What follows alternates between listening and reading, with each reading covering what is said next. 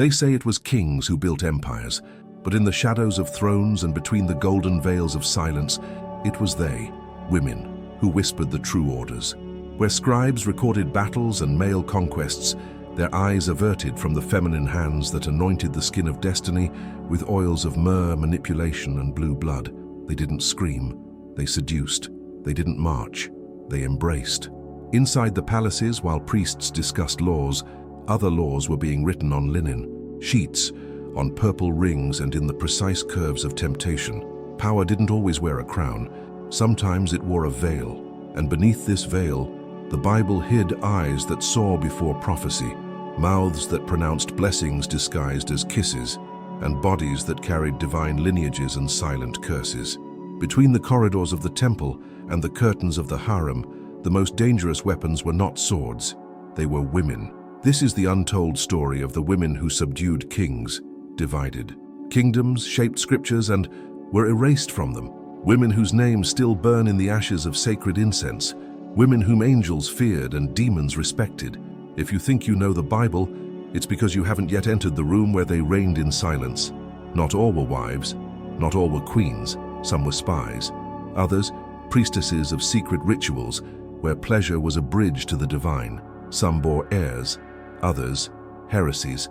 All left their traces, in unattainable perfumes, prayers whispered in forgotten tongues, and in alliances sealed by more than the body. And at the end of this narrative, we will reveal the identity of one of them. A woman who rewrote the plans of an empire without ever wielding a sword. A woman whose name was hidden, whose face was erased from the sacred tablets, but who shaped the destiny of kings and prophets with a single gesture. You are about to discover a name that has never been read aloud, and understand why her story was silenced. If that first breath of mystery already gave you goosebumps, imagine when forgotten names begin to rise from the ashes.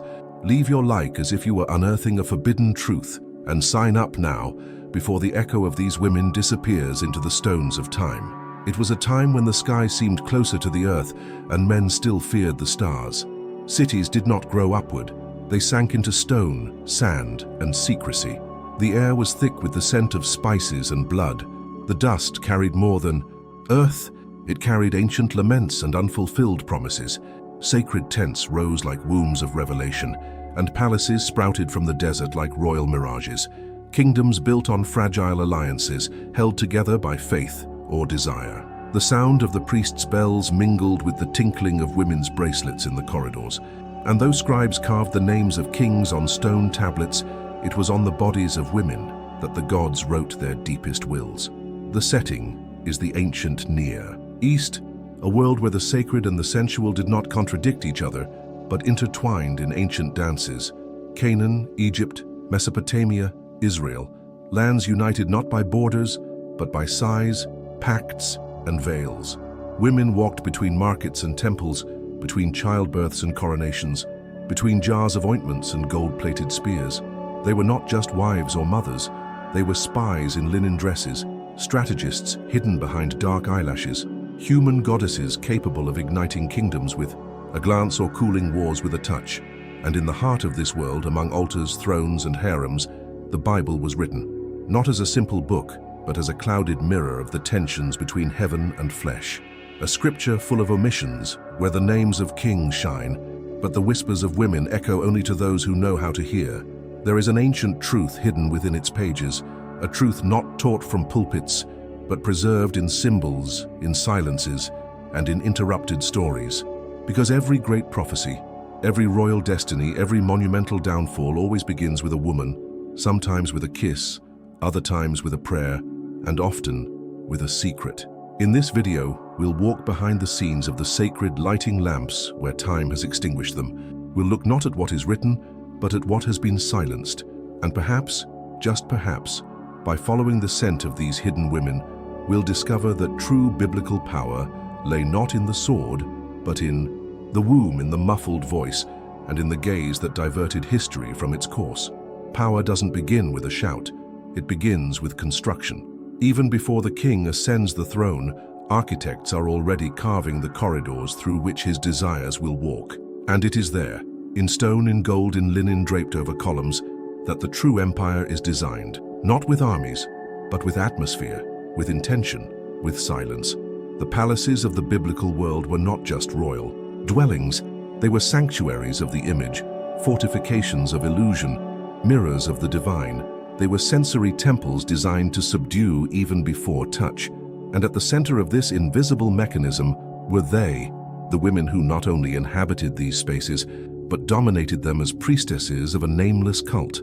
There was always a forbidden entrance, a spiral staircase leading to restricted access chambers, where light filtered through curtains dyed wine and saffron. The mosaics on the floor formed forgotten constellations, symbols that only the initiated could decipher.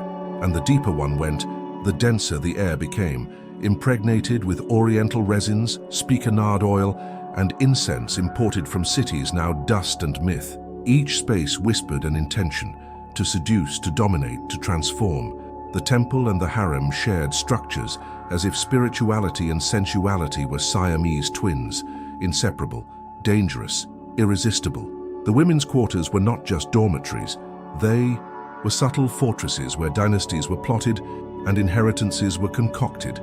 Cushions arranged in strategic circles, alabaster vases filled with potions that were both perfume and poison, curtains that hid and revealed in equal measure. There were hidden corridors through which the king would peer, rooms of bronze mirrors where mastery of the gaze was practiced, secret libraries where wives learned ancient incantations brought by Phoenician priestesses and Chaldean women.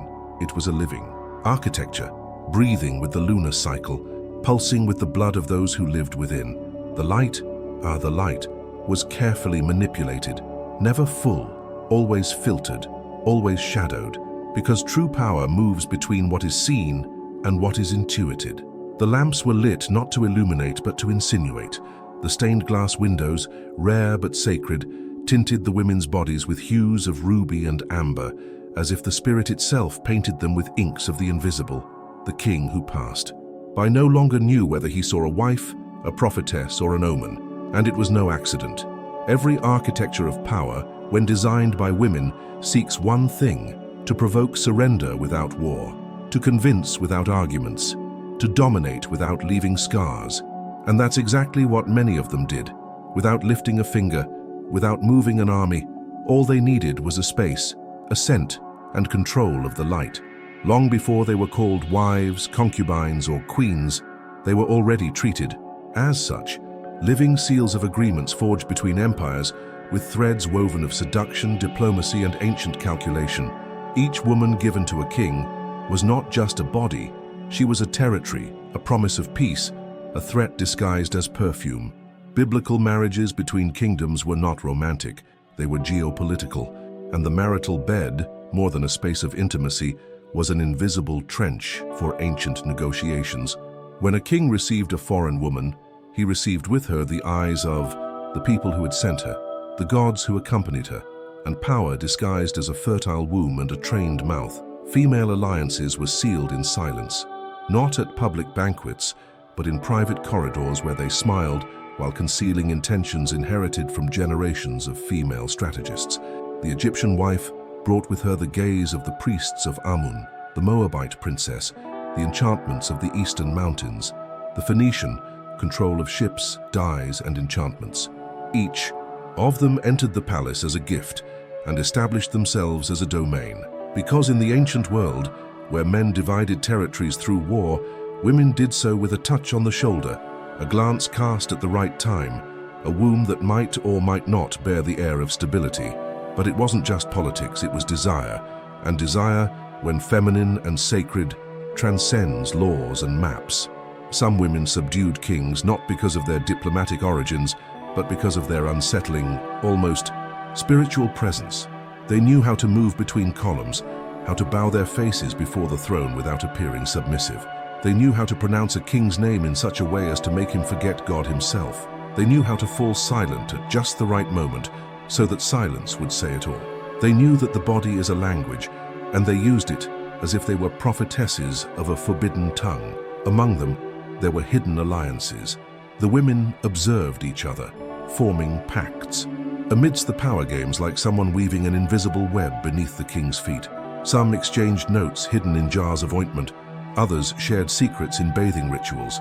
There was an unspoken pact between those who understood that true dominance lay not in being the favorite, but in being indispensable, the one who knew the ship routes, the one who knew the moods of the priests, the one who was consulted before wars, even without being heard in public.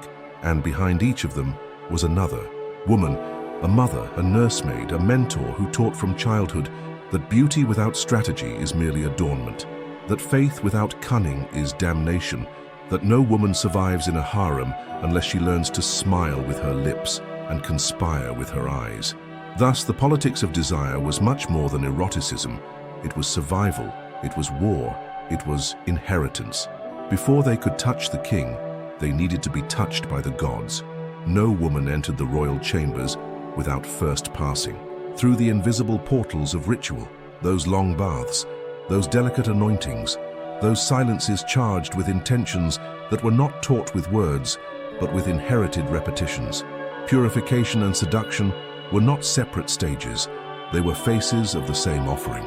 In every gesture, in every essence applied, in every drop of oil warmed in the palms of women's hands, there was a story of spiritual domination and bodily enchantment.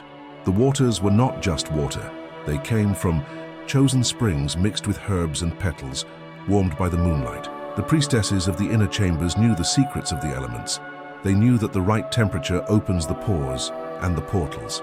They knew that the scent of cinnamon awakens memory, that myrrh seduces the soul, that spikenard intoxicates time.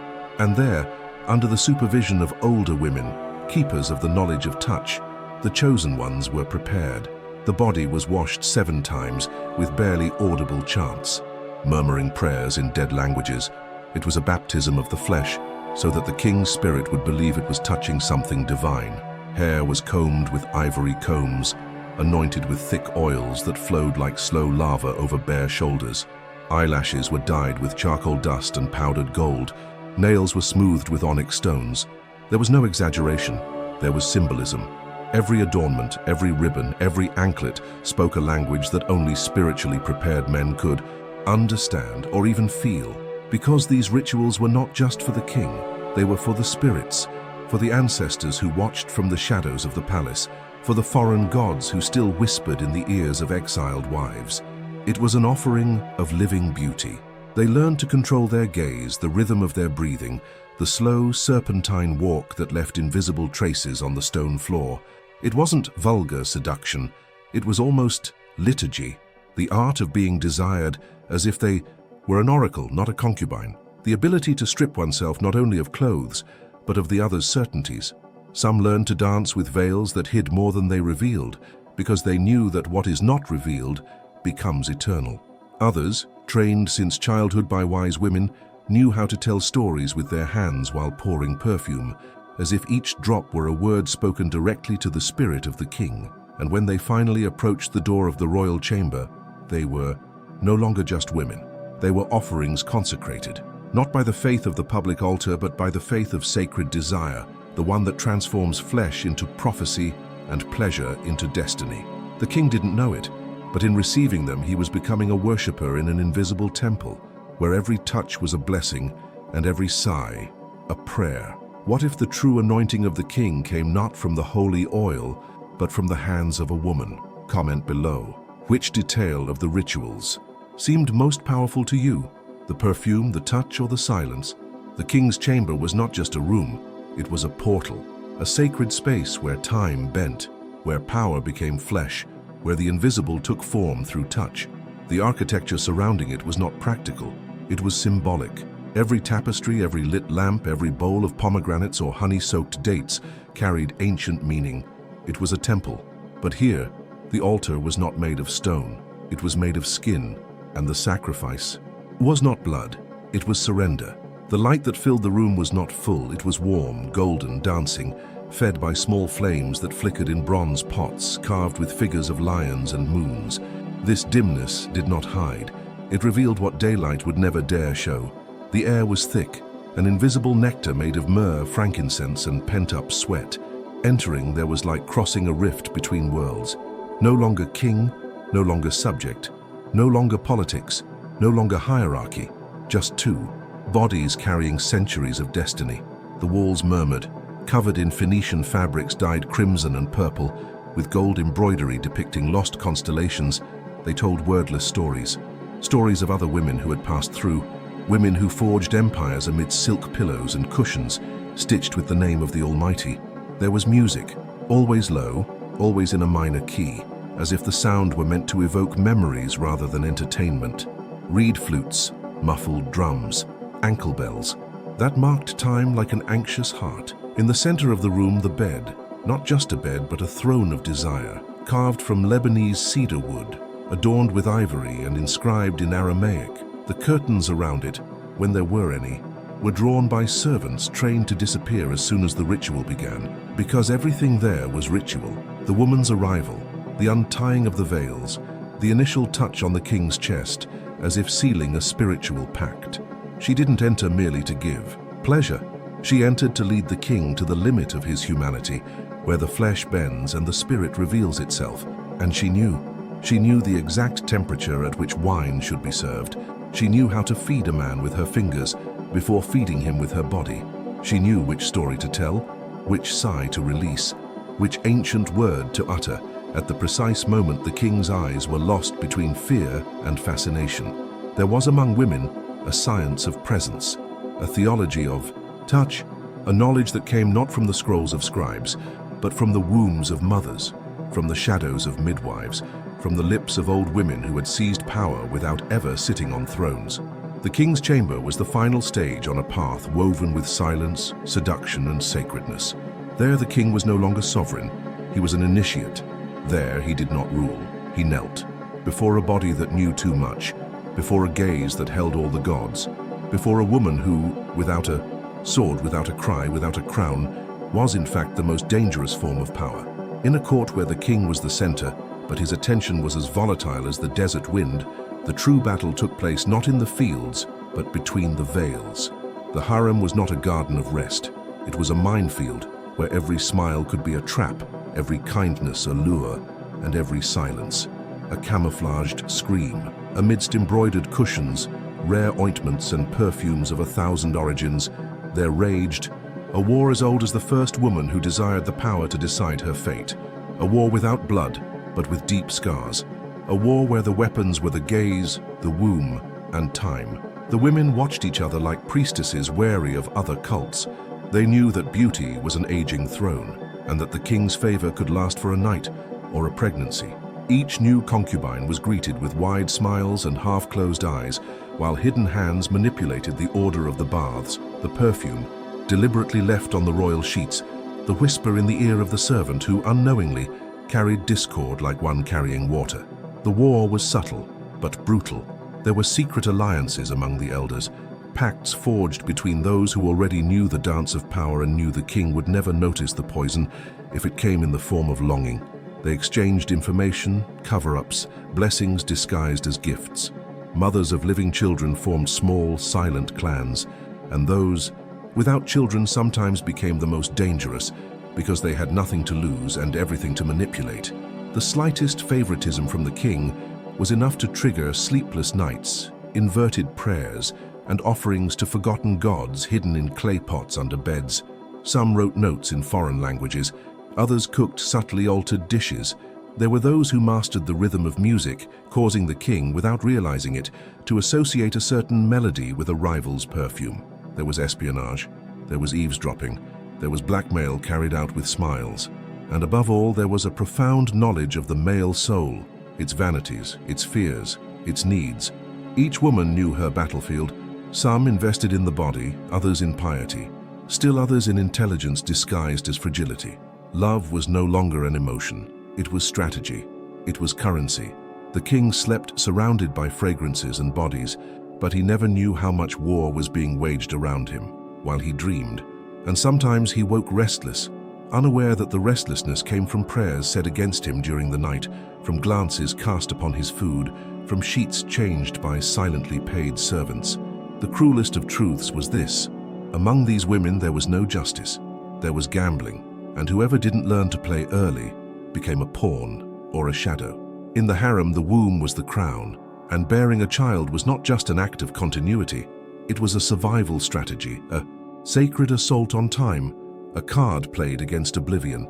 Those who managed to engrave their names on the king's flesh through a child earned not only a place among others, but a position in the future. Children were eternal currency, little gods, heirs to the empire and to memory, and each birth was a war won, an alliance sealed with destiny, an answered prayer that altered the invisible balance of forces within the palace. Women knew this from an early age. They knew that the king could forget a face but never a child. That time dilutes youth but immortalizes blood. Therefore pregnancy was awaited as one awaits rain in times of drought, with fervor, with desperation, with rituals. Some prayed, others drank potions made by secret healers hidden in the corners of the market. There were those who made offerings at pagan altars. Others, more daring, whispered promises to foreign gods hidden beneath the floorboards of their rooms. Because conceiving was more than a miracle, it was a mission. And when the womb-rounded power shifted, the other women fell silent before the one who carried the king's seed. The simplest servant became an advisor. Smiles multiplied, and so did traps. Because there was no guarantee of permanence, a miscarriage could be interpreted as a curse. A difficult birth could be seen as a sign from heaven. What if the child was born with a defect? What if it was a girl? What if he wasn't the king's son? Doubt was a weapon, and suspicion a slow poison. But for those who managed not only to give birth but also to raise children, the real struggle was just beginning. Control over the future wasn't just at birth, it was in their upbringing. Their child's education was a political project. They nurtured him with delicate hands and sharp ideas. They whispered myths as they braided his hair. They taught distrust even before his first words, because they knew the throne wasn't an inheritance, it was a conquest, and the king's most beloved son could be betrayed by a better educated, more ambitious half-brother, better protected by maternal cunning. Some women became queen mothers before their children even grew up. They took over the management of the household, the administration of the palace, and the oversight of the most intimate decisions. They became advisors, oracles, shadows that shaped kings before they even understood the game. And the king, blinded by affection, didn't realize that true power was no longer his, but the woman who would raise the next king, or even more dangerous, the woman who would create the next enemy. Some kings were crowned in the cradle, others forged in the whispers of their mothers. And you, do you believe that the future of Israel was shaped by the throne or by the lap? They didn't arrive alone. They came with their veils, their perfumes, their jewelry, and their gods. Every foreign woman who entered the palace of Israel brought with her a hidden divinity sewn into the fabrics that enveloped her body. They didn't come simply as wives. They came as bearers of a silent, dangerous ancestral faith. And over time, the harem became more than a space of desire and intrigue. It became a hidden sanctuary where altars coexisted in tension, where the God of the Hebrews reluctantly shared space with gods who should never have crossed the walls of the holy city. There were nightly chants that didn't fit into the Jerusalem liturgy, burnt aromas the priests had never authorized, small idols buried under beds, hidden in ceramic pots, washed in lunar rituals the elders pretended not to notice. Ashtoreth, Milcom, Chemosh, Baal, names unpronounceable before the Ark of the Covenant, but which whispered their presence in every fragrant corner of the harem. And most disturbingly, not with violence but with sweetness, not with imposition but with beauty. The divinities infiltrated the women's eyes in the gentle gestures of the priestesses disguised as wives. It was syncretism. It was profanation. It was enchantment. The king, once devout, became confused. He began to pray less, to permit more, to doubt. Because faith, when bewitched by sacred eroticism, no longer obeys commandments, it responds to sensations. And those women knew this. They created small temples hidden within the royal gardens, altars made of smooth stones and invocations in languages that not even the scribes dared translate. In their hands, devotion was dance, spirituality, perfume, prayer, sigh. Some were bolder. They petitioned the king for permission to build public shrines to their gods under the guise of diplomacy. The king, weakened by affection and lust, relented. And so, the hills surrounding the sacred city began to fill with pagan columns, cult poles, symbols that offended the one God, but fascinated, because there was beauty in that forbidden faith. There was music, there was color, there was freedom of body and mind. It was the opposite of priestly rigidity. It was sensual. It was mystical. It was dangerous, and the people saw it. They whispered in hushed tones at the fairs. They whispered at the doorways. The king is no longer the same. The palace is overrun with witchcraft. Foreign gods walk the temple corridors at night. But nothing was done, because the king's eyes were covered by veils, by dances, by the promise of peace and eternal pleasure. He no longer knew whom he worshipped, and the temple, once pure, was now a cracked mirror of a diluted faith, neither sacred nor profane, simply divided. It all begins with a subtle deviation, a concession here, a silence there, a choice made more by desire than faith. And so, the palace that once reflected the alliance between heaven and earth begins to crack from within, not with shouts or wars, but with whispers between sheets and veils. The king, once feared by his enemies and respected by the prophets, now rises later, prays less often, listens little. His attention is divided, his spirit scattered. The corridors no longer echo with the firm footsteps of a ruler, but with the murmurs of women, the muffled laughter, the music of rituals that do not belong to his faith. The people feel it. There is no word more ancient than murmur. And in the markets, in the squares, among the shepherds and potters, a growing uneasiness. The palace smelled of foreign incense. The priests, though silent, felt the weight of an unholy presence. And the prophets, they cried out. They descended from the hills with burning eyes, denouncing the kingdom's spiritual prostitution, calling adultery what the king called love. But it was too late. Pleasure, when elevated to the status of an altar, demands sacrifices. And the first of these is conscience. The temple began to become contaminated, not by the hands of enemies, but by the continued concessions of those who reigned there. Double altars, parallel rituals, hybrid celebrations where the sacred and the profane danced together. And the people, confused, no longer knew which god to trust. The king's face no longer reflected that of the nation. It reflected that of his lovers. His authority was diluted each time he bowed to desire. And it wasn't a physical bow, it was spiritual. It was symbolic.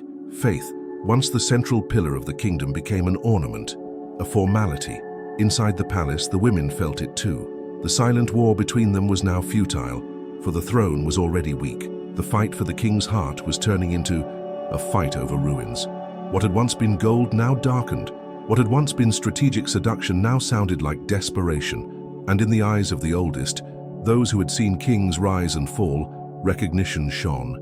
The end had begun, and it had begun with perfume, and then chaos. Quiet rebellions in the far reaches of the territory, priests questioned, prophecies ignored. The city, once sacred, lost its luster.